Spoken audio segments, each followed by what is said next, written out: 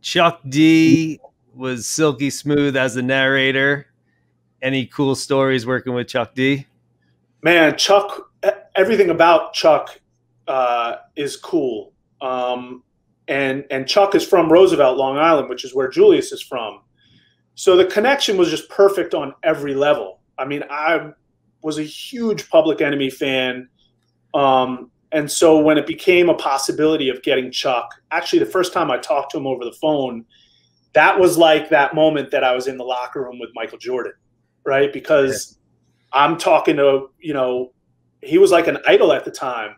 You know, and that's also a really funny thing when you talk about, you know, idolizing some of these guys, like from your childhood, you forget that these guys are like in their early 20s at the time, right? And so when you finally get face to face, you're like, oh, you're only 8 years older than me? It's like a surreal moment where like time is so, it's weird like that. It is. And so, yeah, I flew out to California to have Chuck narrate the film. And first of all, this guy's basketball knowledge, he made me look stupid. Like, I feel like I know a lot about basketball history, and he knows everything. And so we were talking about, you know, every player and you know, who was in the finals this year and that year and what happened. And he's just a huge Julius fan, and so he was so happy to do this.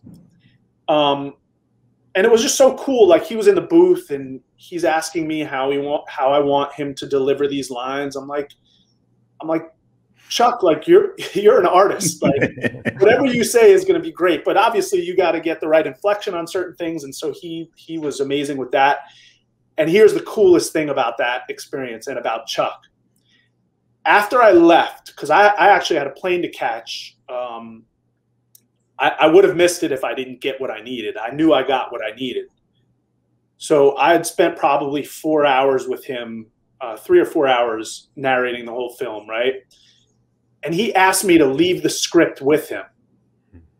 And after I left, he redid everything.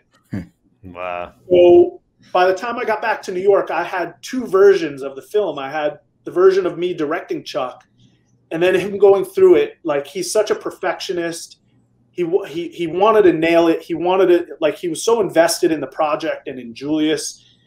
And that was the first and only time anything like that has ever happened. I've worked with a lot of, you know, celebrities doing these, you know, narrating these things, and Chuck was just, man, unbelievable.